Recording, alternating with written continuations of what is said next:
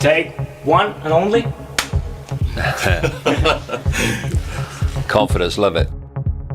Hello and welcome to this edition of Age of Truth TV. I'm Lucas Alexander in Copenhagen, Denmark. It's the 11th of October 2018, and our special guest today has become like a superstar in his unusual field. From not being able to fill a phone booth with people who wanted to hear him speak, he's now packing arenas like Wembley Arena in London and venues all over the world. A controversial legend in his own time, who has in a way been helped by massive public ridicule to overcome and eliminate any fear, especially the fear of what other people think. It is a great pleasure to welcome back to the show the one and only David Icke.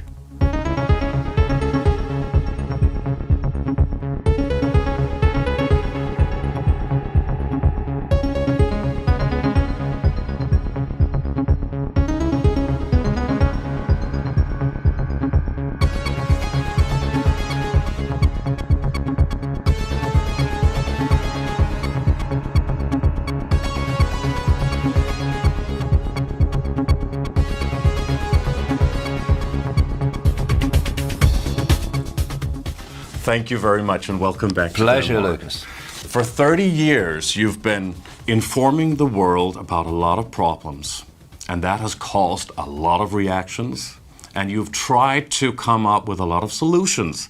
And in our first interview in 2011, A Beginner's Guide to David Icke, Controversial Icon, we covered a lot about your background and your past and how you had this spiritual awakening, right. Betty Shine, Peru, the Terry Wogan show, and can it really be real that you believe that there are reptilians and all of these things? Yeah. So, we don't want to really talk about that, although we will go into certain details and descriptions. All right. You've said, we live in a matrix, a holographic projection in a multidimensional matrix with an infinite number of universes. So, how do we escape being stuck in this matrix? And the first question really begins at the end. What happens to us when we die and our soul leaves the body? Well, we can only kind of look at that from the evidence and the kind of intuitive knowing that we kind of put together and see if one matches the other. But it's very clear that consciousness, which is what we are, you know, people say, what is this I? And what we're told the I is all these labels that are given us and we give ourselves. Our name, our sex, our race, our religion, our income bracket. But these are not what we are. These are what we're experiencing. It's what that state of awareness is experiencing. And this body, which I call a biological computer, operates obviously in a much more advanced way, but in basically the same way as the computer decodes the internet. See, there'll be Wi-Fi in this room, and yet where is it? You know, if you said to someone who knows nothing about computers, you know, there's a field of energetic information in this room which you can tap into anywhere in the world and tap into this great global reality we call the internet, the World Wide Web. If people didn't know about computers or Wi-Fi, they'd say you were crazy. They'd say you're mad. I mean, and it's the classic 5 sense reaction. I can't see it, so it can't exist. But once you say to people, or people know, as they do now, about computers and Wi-Fi, and you say there's information in this room and you can tap into it and all that stuff, then people just nod and say, yeah, well, everyone knows that. But this is the point. The only difference between you're crazy and, yeah, I know about that, is knowledge, which is fundamental to how people's perceptions of everything, including the nature of life, are squeezed into a tiny band of the sense of the possible by lack of information. This is the key thing, you know, perception is everything. Our perceptions dictate what we'll do, what we won't do, what we'll say, what we won't say, what we'll challenge, what we won't challenge, what we'll accept, what we won't accept. And where do our perceptions come from? Information received. And this is where censorship is so, and why censorship is so dangerous, is because it's feeding a perceptional state based on information received and shutting out any other information that would give people the possibility of a different perception of the same situation. You see on kind of non-mainstream channels stories about ghosts, stories about the paranormal. And they invariably start with a line saying, which they have to put on, which says this is for entertainment purposes only. In other words, don't take it seriously. Now, why is someone's endless people's, millions and millions and millions of people's experience of the paranormal, the unexplainable according to 5 Sense Normal, why is that less valid? And, you don't take that seriously. When compared with 5 Sense Normal, oh yeah, that's the real world. You take that seriously.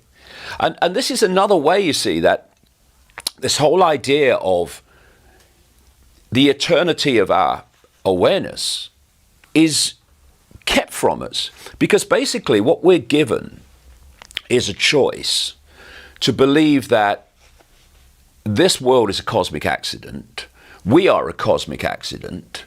As someone brilliantly said, to say that this reality and everything within it and the body and everything emerged by accident is the equivalent of a hurricane blowing through a scrapyard and assembling a jumbo jet. I mean, it's just crazy, man. Of course, it's not happened by accident, but that's what we're pressured to believe. So the choice is, this world is all there is. Life's a bitch, and then you die, and the lights go out, and that's it. Because the body is who we are.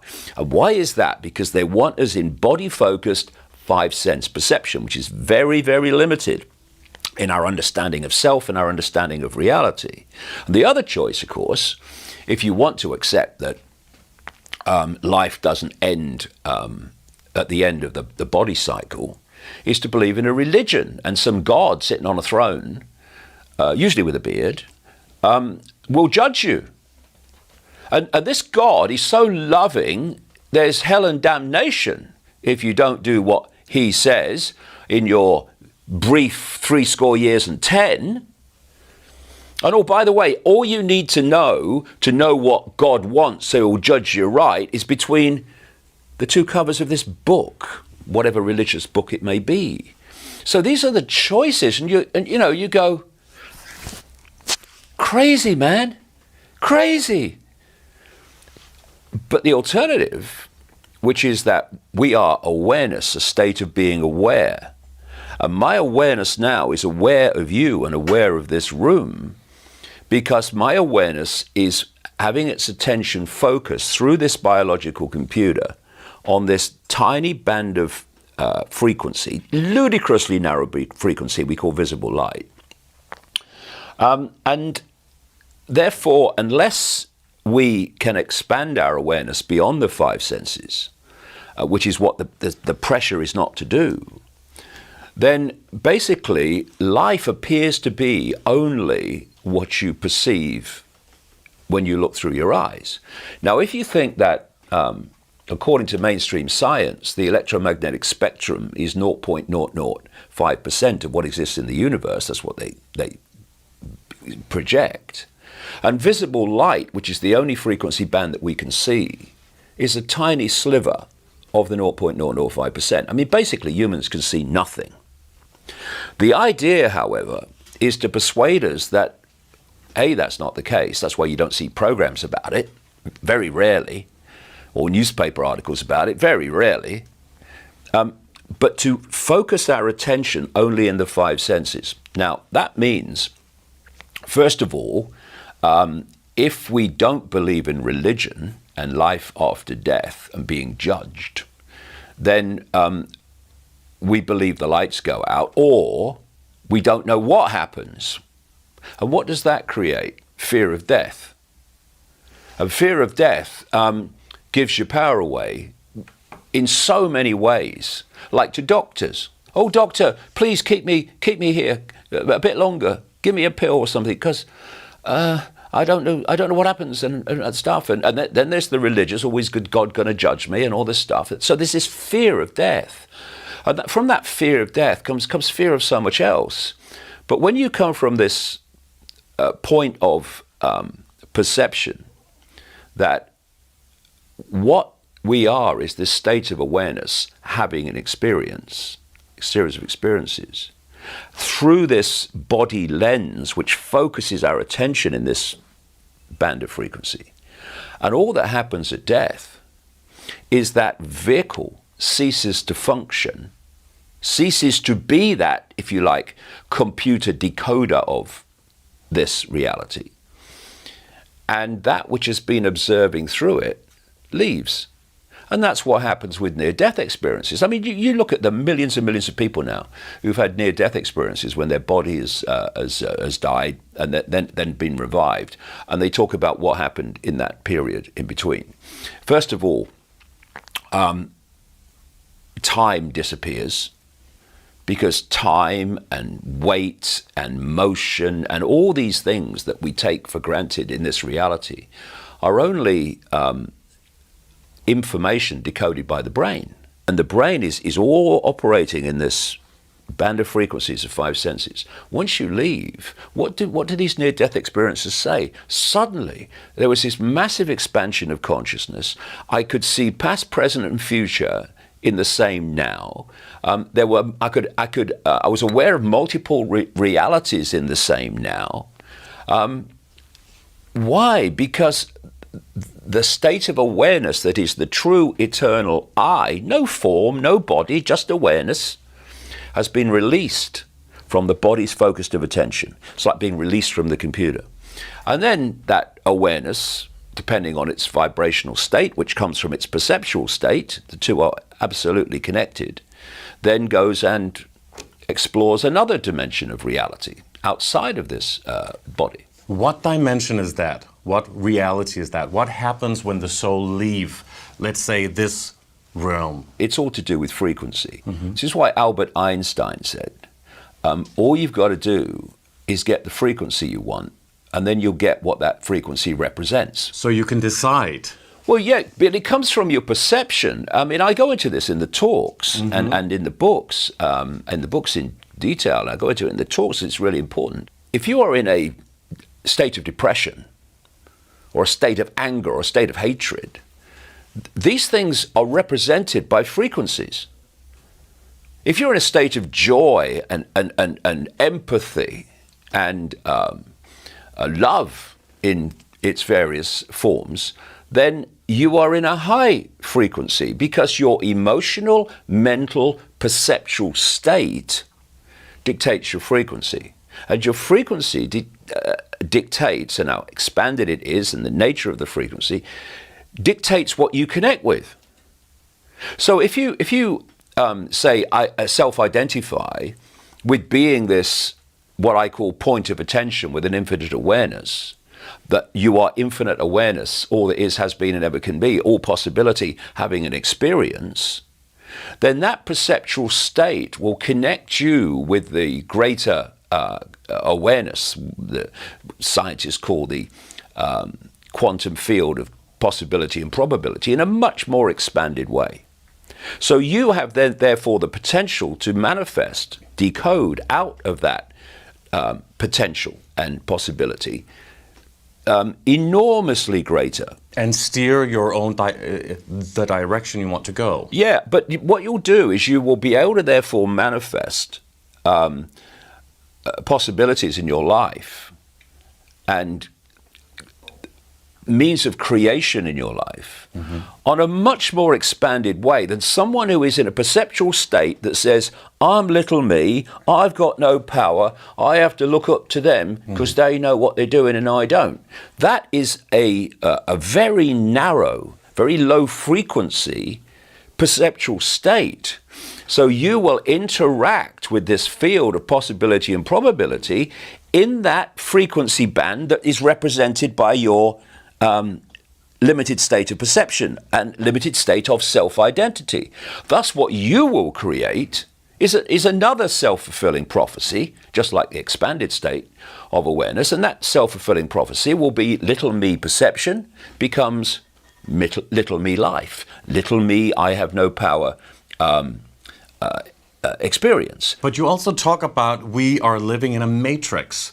So if a lot of people who died or were declared dead after an accident or something and saw their own body, they all say practically the same thing, that they went to this tunnel of light, and they went into this great white light frequency. And if they were a Christian, they saw Jesus or Muhammad or Buddha or whatever, but it was a feeling of bliss, something incredible. And then they could choose to reincarnate again and go back in another body on Earth. Is that like a reincarnation recycling factory, as some people are talking about now, like a fake kind of keeping souls in the matrix? Well, I have read about this, and I have written about this, and I've read accounts of people about their experiences. And it's my conclusion over many years that reincarnation is a trap. It's not that it doesn't exist, although I don't think it's quite the same as it's explained. It's a bit more subtle, maybe, but I do think it's a trap. And you see, when I was writing my last book, Everything You Need to Know But Have Never Been Told, I looked at when reincarnation began, when it became a concept. And it became a concept within only a few thousand years. And as I write in other books and I talk about in the talks, there's very clearly, this has come from mainstream academics, there's very clearly a point about 6,000 years ago, 4,000 BC, when humanity changed dramatically. It changed dramatically in a way that cannot be explained by what they call evolutionary explanations that take what we call time. I keep saying what we call and all these things because we literally do live in a world that is nothing like we think it is. But reincarnation has come in relatively recent times after this transformation of human consciousness, which took us basically from a much more expanded view that we're connected to everything into the five senses. Mm-hmm. I mean, one cultural historian who I quote in the books called that point 6,000 years ago the Great Change. The greatest change that has been established that humanity went through. There was the academic who wrote the book The Fall about this, called Steve Taylor from Leeds University, he calls it the new psyche. A new psyche came to replace the old psyche. Just a couple of thousand years Now, this ago. would have been 6,000 years ago that this started, and it happened very quickly. So within this period of 6,000 years, I've always had, well, since I started to understand this stuff, I've been very wary about it, because there was some kind of manipulative force started to impose itself in this period, probably before, but certainly in 6,000 years. So you look at reincarnation, and it comes out of the East, which is where this force very much located for at least at one point. And out of this force came the religions. Mm-hmm. See, out of Asia came Hinduism and many other religions, and another center for this force, this takeover, was the Middle East. And so you had Judaism, Christianity, and Islam all coming out of there. The religions came out of the centers of manipulation. But they all want the same thing. They all want you to go to heaven or the light or whatever. And they all want you to put you in the same place. Yeah, and they also want you to believe that all you have to understand to know the world and yourself and everything you need to know is within the cover of books. As I've written before, these religions appear to be different, but it's actually the same program, just under different names. Mm-hmm. I go to church. A person tells me what God wants and what will happen if I don't. But the same thing in spirituality, New Age, like going to the light. Yeah, all that stuff. So, if that's a trap, if you leave the body in a perceptual state because of what's the program you've taken on, and you fiercely have belief systems which are driving your perception, then you can be caught in this trap. Now, what do they say in the Eastern religions? with reincarnation. You have to keep having experiences on Earth to grow to a point, and what do they call it? Basically a vibrational frequency point where you can leave and break out of the reincarnation cycle, right? That's what they say. Now, Nirvana. Yeah, you can break it out. Now, this is my question. If you take the mainstream science projection currently of the size of the universe, then planet Earth, by comparison, is a billionth of a pinhead, right? Right.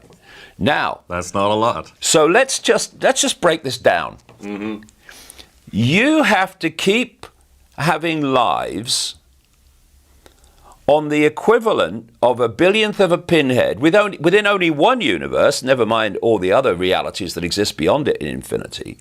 And you have to keep reincarnating onto this a billionth of a pinhead to learn how to get out of this reality into another one.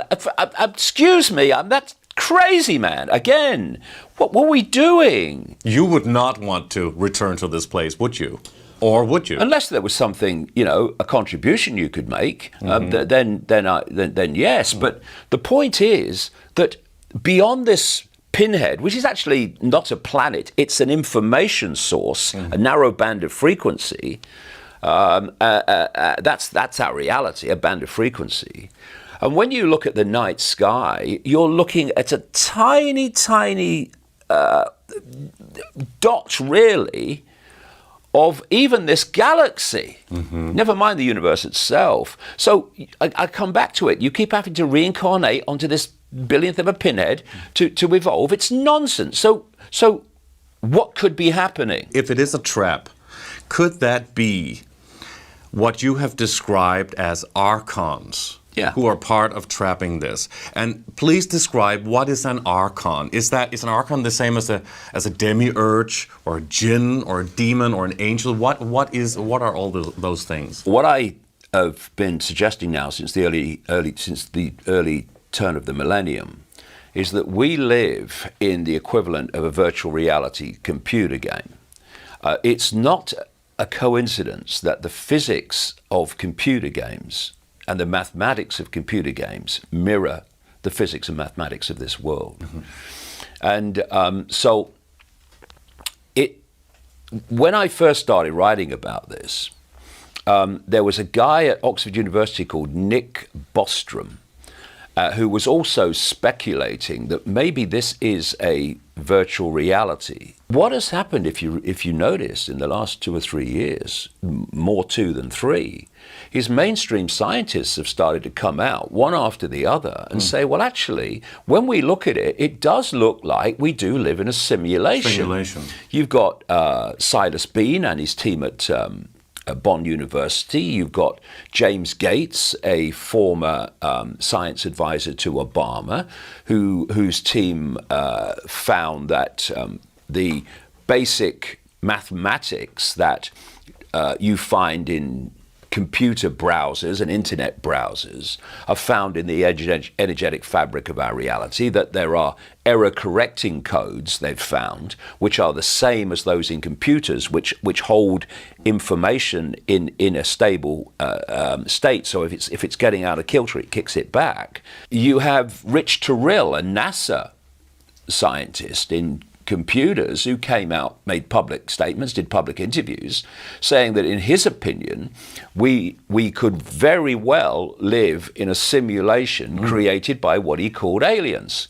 Right. And I nearly fell off my seat when I heard that, because that's basically what I've been pointing out. But is an archon an alien? What we would call, it's an interdimensional, non-physical being. Yeah. Huh? What we call aliens, what we call extraterrestrials, are not just entities with big black eyes and grey bodies and all the rest of it, or not only reptilian. They are, of course, if you're extraterrestrial, you are not of the earth, and you can take infinite forms. This is a big thing to get through. What we call intelligent life does not have to have 2 arms, a head, 2 legs, and a torso. That's just the vehicle for that intelligent life, coming back to how we started, which is a state of awareness.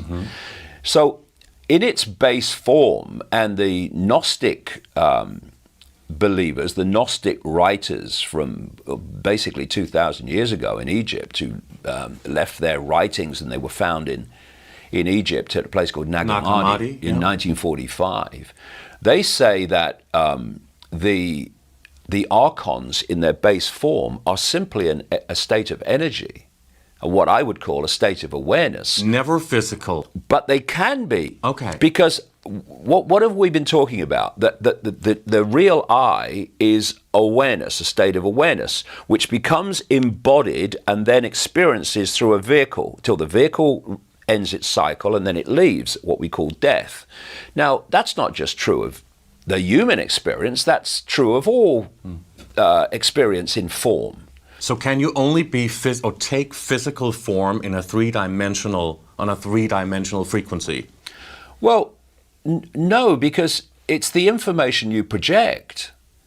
You can take any form you like. I mean, when you get into the higher realms of frequency, which is not as dense as this one, what you think is what you are. So that can be physical as well. You can make yourself look outwardly whatever you like, just through a projection of your own consciousness. But you see, this is the point. Although it seems like it, there is no physical. No. This is not physical. Quantum because it's atoms. Huh? Yeah, but atoms have no solidity. Yeah. Atoms have no solidity, so how can they make a physical world? They don't. Why? Because there isn't a physical world. It's holographic. And that's why I talk about the holographics. And the holographic world that appears to be outside of us actually only exists in here when we decode it from an energetic information source in exactly the same way, in principle, as a computer decodes from Wi-Fi, completely different form of information, into what we see on the screen. Or a cell phone without a cord. Or our screen, this, is here. So even the physical is a diversion. It's not really there. But the thing is that this simulation is holding us in a perceptual servitude. And basically at the 5 sense level of awareness, that's where we're really talking about with this simulation. However, if there was a situation where you left the body and immediately, no matter what perceptual state you were in when you left, you realize what the game was, well, you're not going to keep, if you like, refilling your simulation, are you? People are going to leave and say, crikey, bloody hell. But could these archons trap you then even? That's what I'm saying. That's what I'm going on to say. So what I think reincarnation is, and again, the archon writings by the Gnostics support this, is that it's not just at the level we call physical, 5 sense, this world, that this simulation operates, but other levels as well. So if you leave the body and you are not in an expanded state of consciousness, then your perception will hold you in a low vibrational state, which will stop you leaving other levels of this, quote, matrix. And it's from those other levels that this reincarnation cycle comes. The Gnostics wrote about this, as well as many other people over the ages. But if you leave the body in an expanded state, in awareness of what you are... You can go back to what source, people call God. Where you can go is beyond the matrix. And what lies there is infinity of possibility. See, this world that we're living in is only one set of possibilities within infinite possibility. So there is a trap. So when you look at it, if you can get people to believe, what is a belief system? It's a perceived system. Your belief dictates your perception dictates your frequency dictates where you can operate and where you can't operate. And therefore, if you can get people to believe in a religion where you're going to be judged by a God, well, when you leave, you're going to be expected to be judged by a God, and that reality will manifest.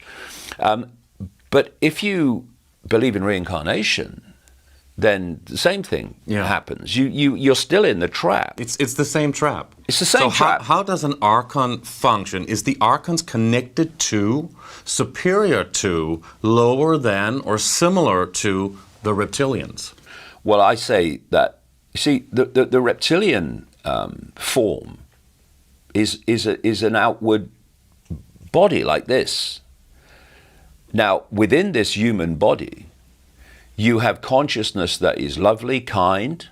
So there are You have- good reptilians, so to speak? I'm sure there are. And you have people in the human body that are okay and all right. And you have psychopaths.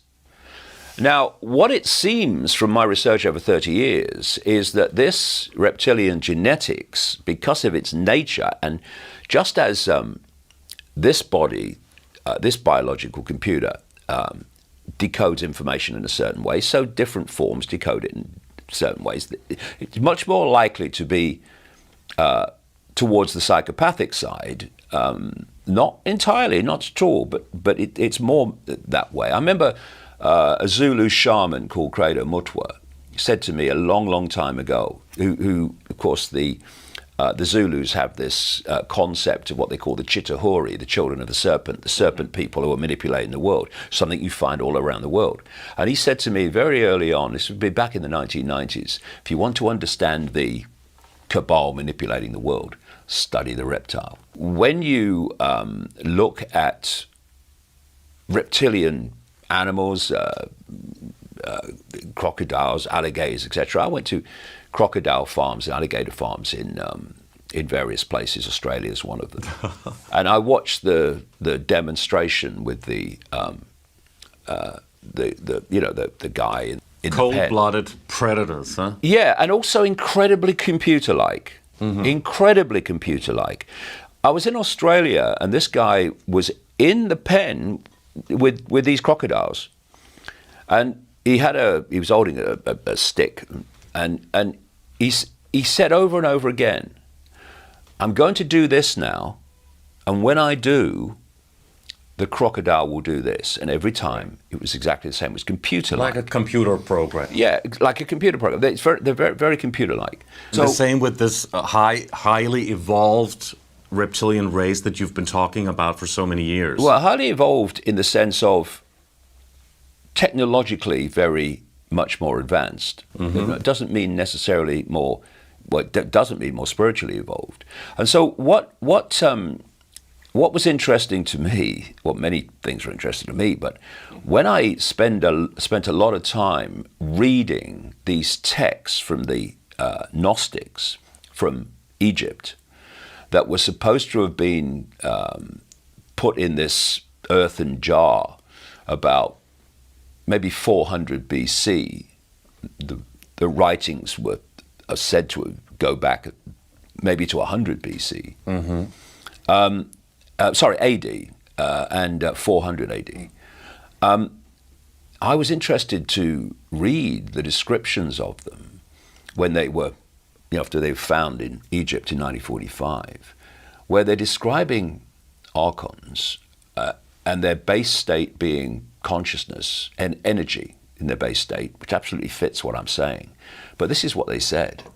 Well, demonic? Yeah, Or but what they said was, yes, basically. negative? Not a positive No, frequency. very negative. But what they said in these writings is that the archons can take form, and the two forms they use the most are reptilian. This is long after I've been talking about the reptilians, and a form that looks like a grey fetus, as we would call it, with big black eyes. Like the Greys. That's the Greys. That's the Greys. Okay. And these two forms would appear to be the dominant ones in the background, beyond the tiny frequency band of human sight, that are manipulating our reality. And they're doing it through a network of families that are basically hybrid bloodlines, part human and part these bloodlines. The way that the reptilians act, their lack of empathy, their psychopathic nature, in terms of the way that they abuse humanity, comes from the psychopathic consciousness that is working through that form. And that's what the Gnostics called archons. You've become so controversial and ridiculed and everything about talking about the reptilians and the shape-shifting. Yeah, I know. And what you're really talking about is a frequency change, a holographic transformation, which is not physical but will appear physical. And we actually discussed that in our last interviews. There is no physical, you see. I mean, because this is the big thing I mentioned earlier. If you can focus people's perception on the five senses, where everything appears to be physical, and you can tell them that everything is physical, even though atoms have no solidity, therefore they can't create physicality, then so many things that are happening from that perception become impossible. Because if this was a solid body and things were solid and physical, then shape-shifting, somebody moving from one shape to another, from a non-human form to a human form, would be impossible. Of course it would. You can't do that with physicality. But when all you're doing is changing the energetic field that you're projecting, then you can. You know, if you were one of these hybrids and you were projecting at me now your human field, that is what I'll be decoding. If you shifted to the other part of your hybrid field, I'm not saying you, but I'm saying these people. Thank you. Then suddenly I am now decoding that. Now, to my perception, you've just moved physically from one form to another, but you haven't. The shift has taken, the physical shift, the perception of a physical shift has happened in here. Just like switching channels on a television or flicking from one website to another. But if you touch somebody who is able to do that shapeshift you talk about, can you touch them and they can feel things in the same way that regular people can? Yeah, it's the same. It's the same situation, except that, you know, if you're human and only human, then the only field you can project is human. Yeah. But if you are these hybrids, you have these hybrids that have dual energy fields, one human, one not human, then they can shift between the two. But they're still born as human? Oh, yeah. Right, Oh, yeah. because it's a complex thing, and in order for people to really understand where the whole thing is, because then they'll say, oh, why did this person, let's not mention names, or why did they choose that face if they were reptilian? I'll give you an answer to the question. Mm-hmm. Do you remember that movie called Avatar? Of course. Right? Yeah. Well, what happened? You had the American military. They were rigged up to a symbolic of this non-human invading race. Mm-hmm. They wanted to take over the society of the blue people, the Na'vi, on that moon planet. And they couldn't do it directly.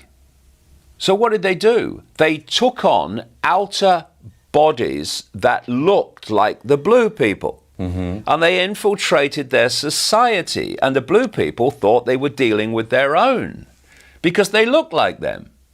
But behind that bodily shield, mask, they weren't them.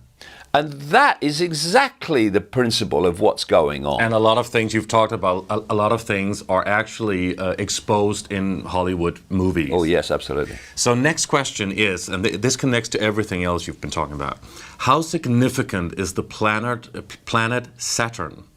And in what way is Saturn connected to Satan? Well, this is such a massive subject, and I go into it in detail in the books. It has to be done at length. I know, and you do that for hours and hours in your talk. Yeah, but it has to be done at length to really be understood. But yes. I'll give you a summary. Please do. The rings of Saturn are not natural. There was a guy called what was his name? What was his name? Oh, what's his name? He wrote the book called Ringmakers of Saturn. Saturn. He'll come to me in a second. Yeah. And he looked. He was basically an insider. He had a high security clearance for 30 years. He looked at the first pictures coming back from the Voyager spacecraft that went out to Saturn in the very early 1980s.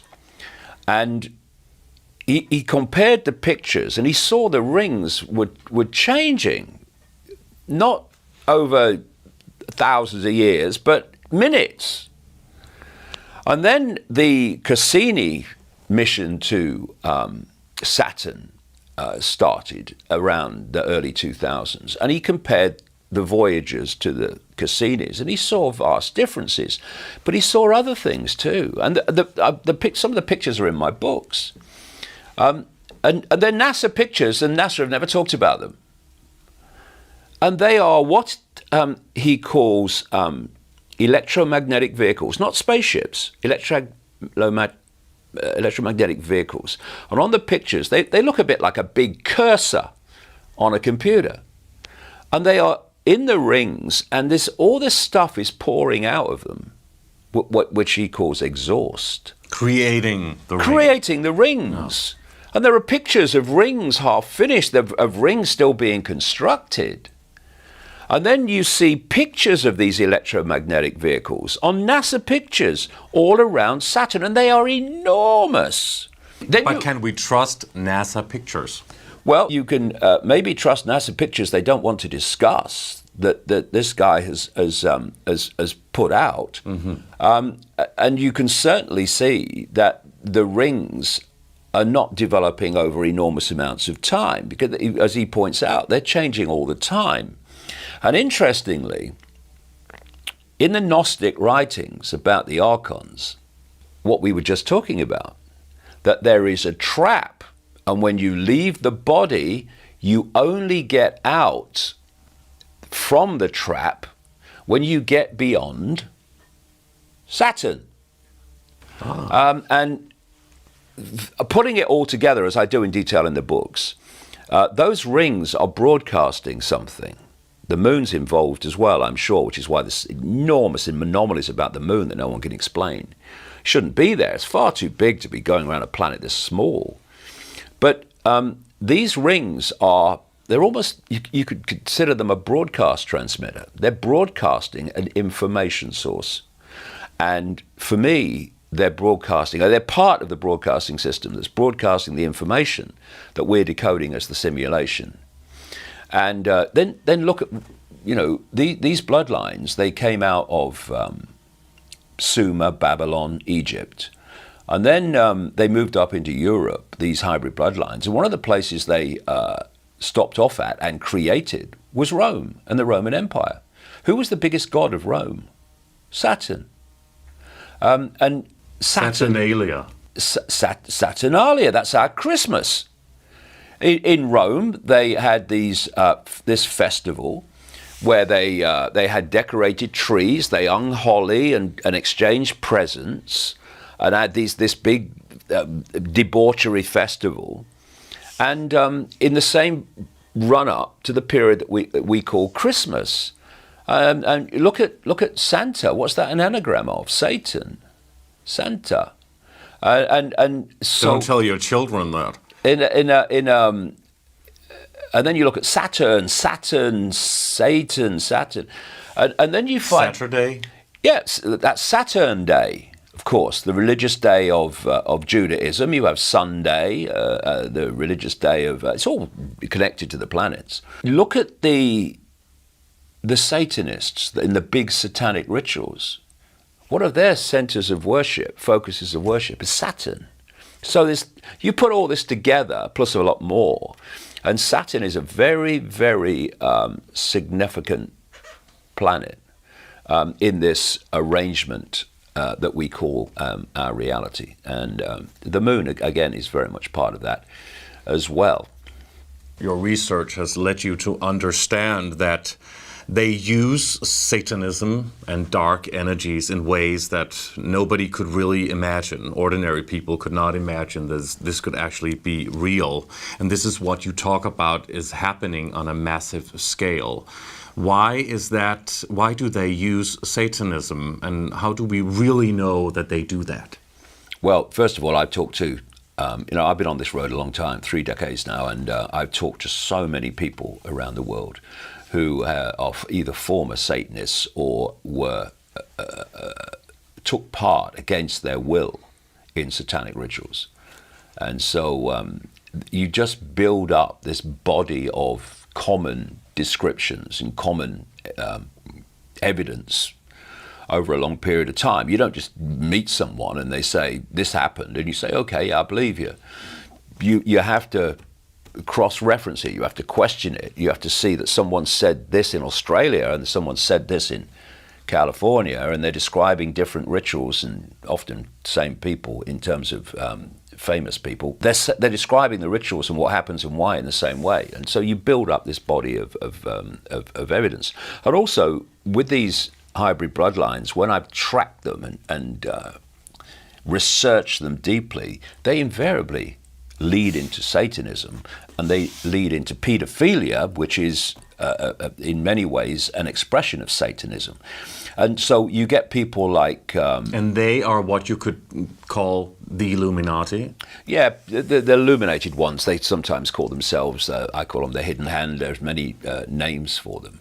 But Stanley Kubrick was trying to tell us things in a movie called Eyes Wide Shut, a portrayal of these elites in a long ritual that was featured in the film. People with the masks on and the Satanism and all that stuff. And he shot it, not by accident, in a Rothschild mansion in England, because he's trying to tell us something. And he was describing what I'm describing in my books, basically, how there is this elite that run the world, and they take part in these satanic rituals, and they're involved in massive programs of mind control. Nicole Kidman, who plays one of the stars of the film, she plays a lady who clearly, from the way the movie goes, is under mind control. And the children at the end too are clearly, he's indicating, Kubrick, that they're going to go into the same program of mind control. So he was trying to tell us something there. And what happened is he played it, or it was played for the Warner Brothers executive bigwigs, who were horrified by it and demanded that 25 minutes of it was taken out. Kubrick refused, and apparently he had a contract that allowed him to refuse. And then suddenly, Kubrick dies, and 25 minutes is removed. And even that which remains shows quite a lot. It's quite a lot. So what was in the 25 minutes? So, you know, the great challenge that people like me have is that what is happening in the world is so fantastic, so far out, so out there, compared with how people in this squeezed perception are told is happening, that is a chasm that's very difficult for people to get over. But more and more people are now looking at things they would have waved away before, which is very encouraging. So, on the topic of mind control, is that the most important weapon used on the population today that everyone needs to know about? And let's also talk about MK Ultra mind control, trauma-based mind control, and Project Monarch. You have been interviewing a couple of really extraordinarily, let's say, wild people. Well, loads of them, actually. Loads and loads of them. Loads of them, actually. But you made a couple of them very famous, at least one called Arizona Wilder. Yeah. In an interview you conducted for your book, The Biggest Secret from 1998, where you first revealed information about the reptilian alien races that can shapeshift with sophisticated holographic techniques. And this Arizona Wilder, whose real name supposedly is Jennifer Ann Green, or later Jennifer Keeley. You made a video with her in a video called Revelations of a Mother Goddess, which was extraordinary to watch, something that I don't think the world had ever heard about before. Was that real? is she real or was she a fraud? And in what way were you connected? Because it seems recently she supposedly went out in a written statement, though, claiming that she was still under mind control when she conducted that interview with you with somebody called Brian Desborough. That's right. Can you talk about what that whole thing was? Well, yeah, absolutely. But let me make this point first of all. I didn't come to the conclusions about some reptilian race manipulating human society because of Arizona Wilder. She was a contributor to that information source, but only a contributor. She wasn't the reason. I don't work like that. But what happened was that Brian Desborough was basically a scientist. I think he worked for Boeing. And he set out in the 60s, because he was a Christian, to prove that Christianity was true. And it was historical fact. He said to me, in no time I realized it wasn't. And he went through this great transformation of, well, if I've believed in Christianity all my life, and now I realize so quickly when I just check it that the historical basis is wrong, what the heck else is happening that I believe that is actually not true? And as synchronicity would have it, he called me sometime later, and he said, I've met somebody and you ought to meet. And by this time, the reptilian thing had already come into my life, not in America even, but in Britain, when people were telling me about this, but also in America, because how this started for me, because my life, when I had my own big awakening experience in 1990-91, my life became this synchronistic journey where coincidence was happening all the time.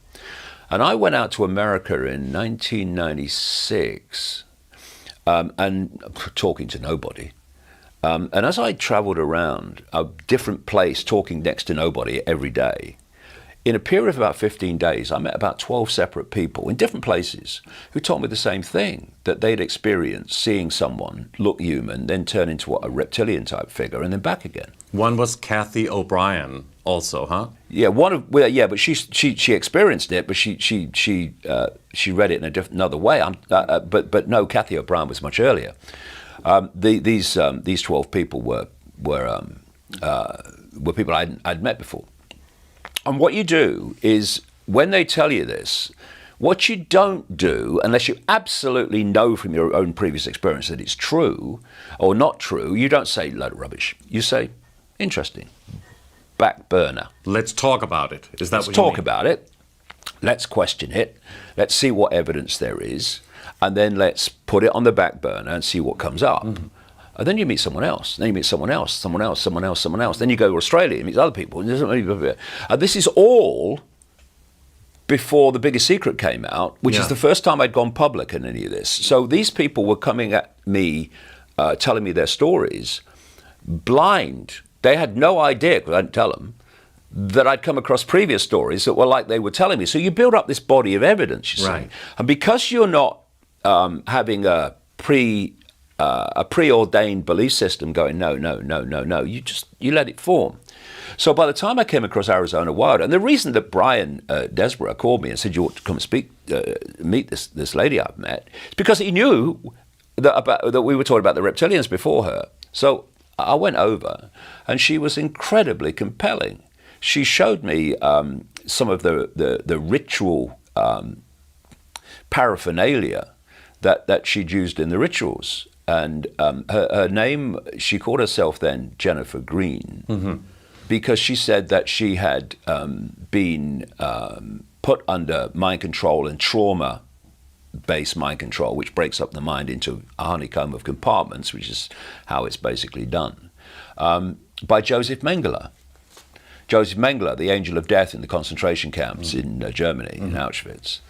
And that Operation Paperclip. Yeah, he'd been brought over with well over 1,000 Yes. Nazi scientists under Project Paperclip, and he operated in America under the name Dr. Green. So she took the name from that, really.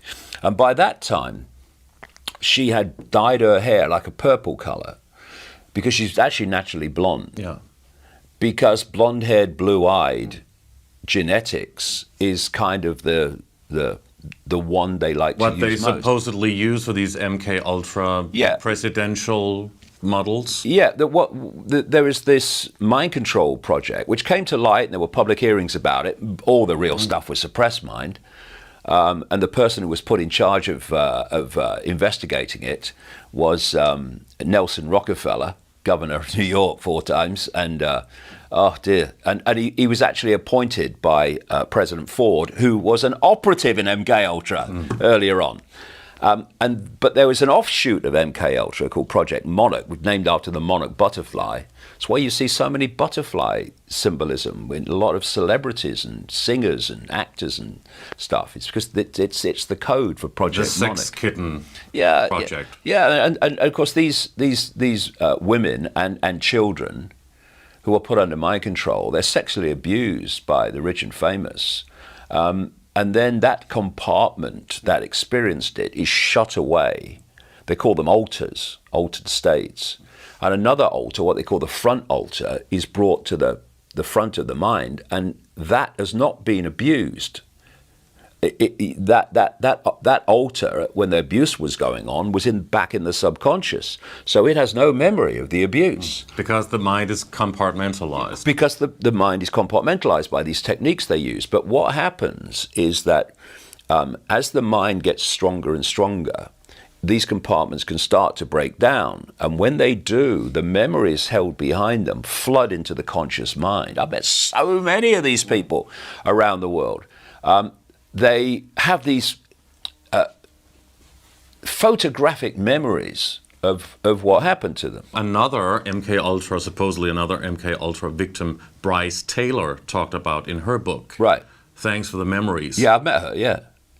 There are so many of them. It's because you asked me at the start of this little segment, is mind control the most important way that we're controlled? Well, absolutely Yes. it is. What is manipulation of perception? What is the manipulation of perception of the population? What is the manipulation of holding people in 5-sense reality alone? It's mind control. Yes. Perception control is mind control. We're talking now about focus on individuals who are then used in various ways through their mind control, including assassinations, by the way, and terrorism.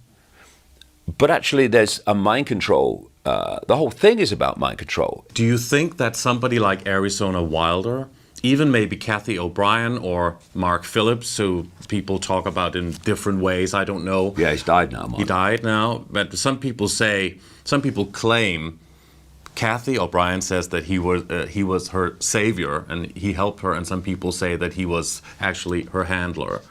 And then there was a whole debate about her and Bryce Taylor, and everybody seems to support what the other one is saying.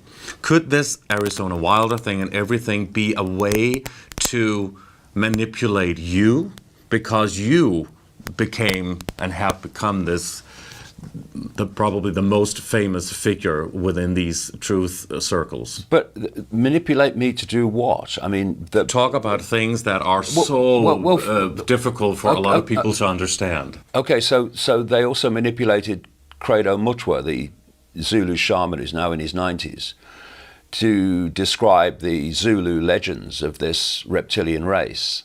You know, they manipulated these other ancient cultures who talk about the serpents, gods. They manipulated the ancient Chinese emperors who claimed the right to be emperor because of their genetic descendants from the serpent gods. If you're trying to get information out that a system doesn't want circulating, well, of course, one of the defenses of that system is that it's so fantastic, people won't believe it anyway. Well, more and more people are starting to open their minds to it. But you also want to create chaos. You also want to create division. And what I say to people, because, some of the most self-indulgent, up their own backside people I've ever met have been in the alternative media, frankly. It's not about the information, it's about them. And it's about what they think is more important. What I say is this: look at the totality of the information. Bryce Taylor talks about certain things, and Kathy talks about certain things, and Arizona Wilder talked about certain things. You look at the common themes that they all talk about, and what did you get? You get a massive mind control program run by the military, involving some of the most famous politicians, even entertainers like Bob Hope in the world. And so look at the common themes. But this is what happens, you see.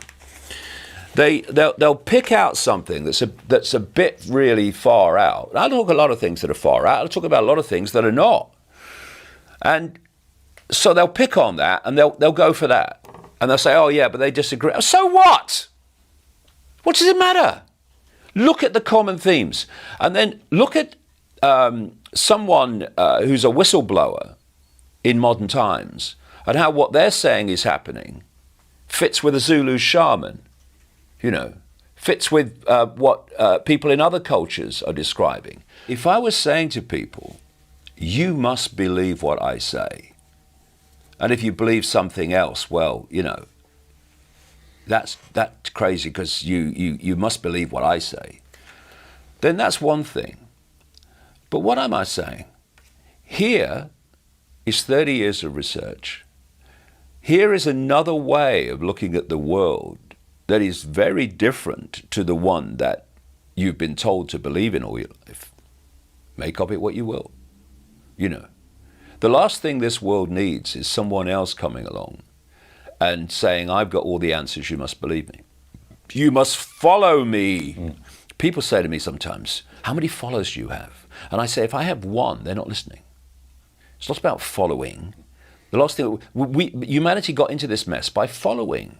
We don't need gurus. We don't need gurus. We don't need all these priests and all these leaders to follow.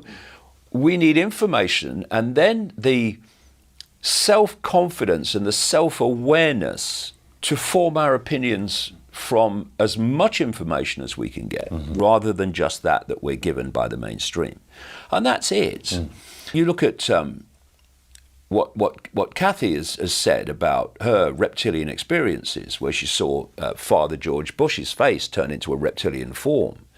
She understandably, certainly when she wrote the book Transformation of America, perceived that to be her mind control being manipulated. Yeah. But then you talk to other people, including carriers of ancient knowledge, who describe exactly the same experience.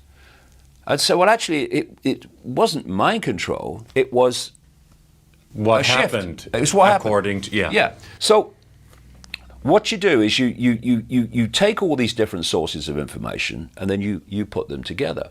And you're telling me something new, because I've not heard about Arizona Wilder for a long time, since many years, because you lose touch and stuff like that, and move on, but to other things. But is it any surprise that she's saying, well, no, I was under mind control? Is it any surprise? I mean, what the heck's been going on ever since?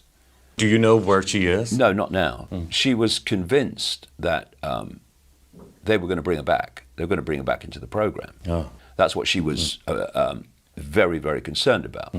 So what the heck has happened to her since? We don't know. I'm just writing a book about 9/11. And the number of people on the inside or with expert knowledge who in the aftermath of 9/11 said, this is what happened, or this is what happened looked like to me, say a controlled demolition expert who has contracts with the government, and then suddenly a little bit later, oh no, I was mistaken. I didn't really mean that. Yeah, okay. So I don't know what's happened to Arizona Wilder, But she said nothing to me in It was terms just of in order the to form. try and clear it up Yeah, for sure. people who have read these things and they're looking to the video and they want to see, what does David say about these things? What is happening? What they need to do is not look to me. They need to look to this. What do you think? But Look you're at- a very important source of information, A source in of this, information. in this So- awareness, truth Source field. of information, yes. But people must not make me or anyone else the arbiter of what they believe. They must not. They must take their perceptions back, so they're coming from them, not from an external source, whether it's me or the government. What I'm doing is I'm putting out information they wouldn't normally hear. And they must then make their own perceptual choices of what they believe and what they don't believe. So they have a unique perception to them and not someone else's off the bloody peg.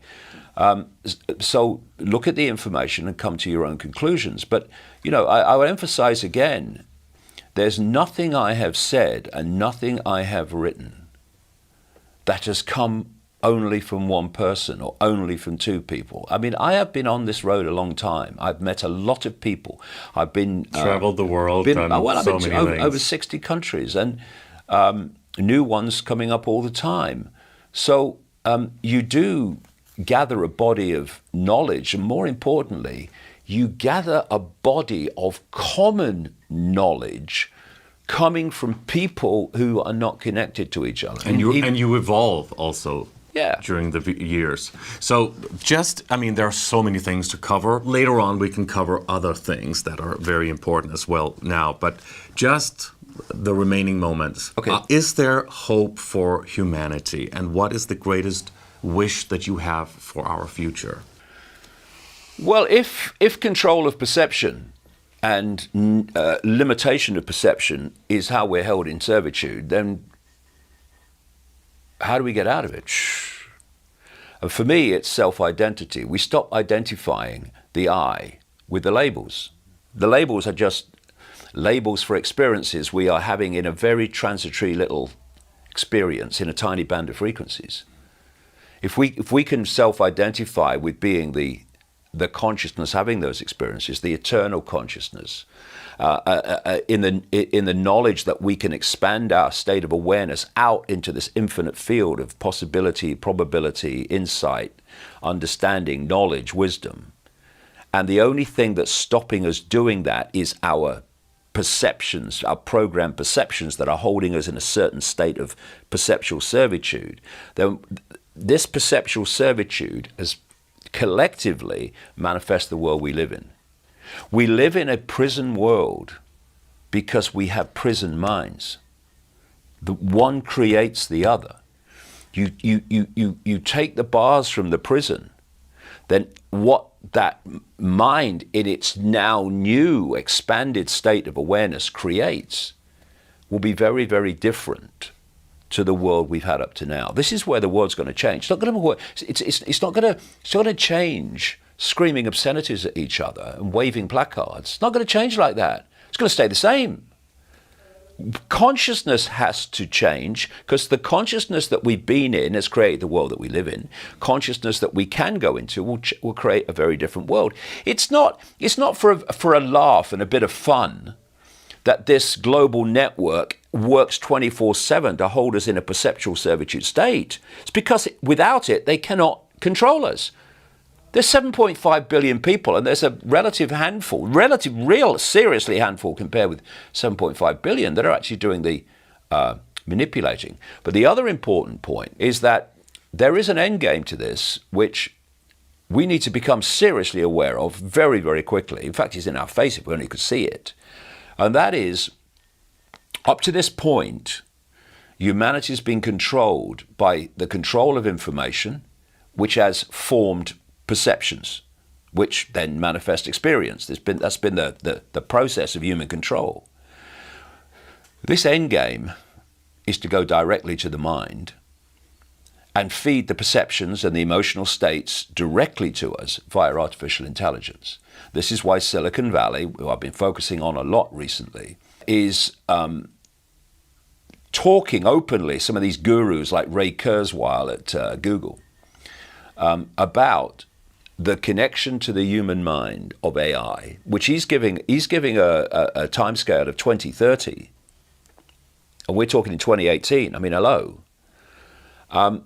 And he openly says that when we are connected to AI, as it becomes more and more intelligent than we are, will do more and more of human thinking until human thinking as we now know it will be negligible and then disappear, right? That's the end game, and that's what I call the assimilation. That's the assimilation of the human mind, human consciousness into artificial intelligence. So everything, every thought, every emotional state, everything will be fed to us. No need to control information even anymore, because you are directly... Again, mind control. Yeah, total. In fact, basically the human mind becomes like a computer terminal on someone else's internet. Now, this is being openly talked about. And if we allow this to happen, then where do you go from there? So this is why I, worked 7 days a week, travel the world trying to get this information out as much as possible. I talk a lot about this stuff in the talks and in the books now, because we've got to realize what's happening.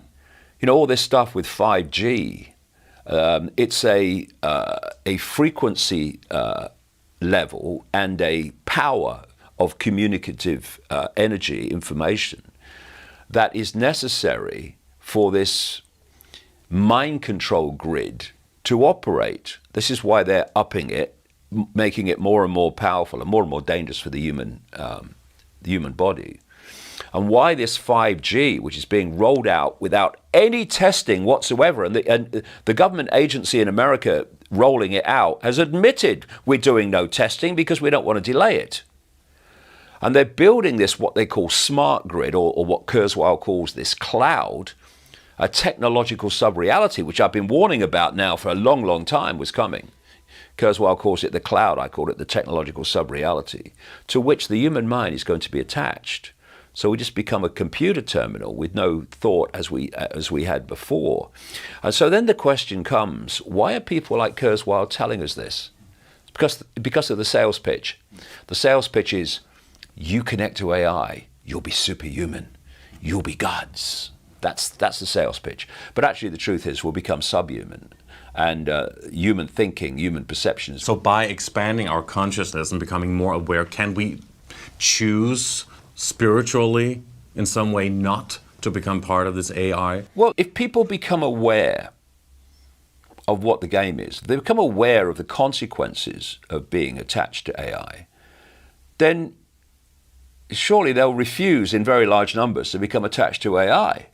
This is what I'm going around pointing out what's going on and why and what the game is.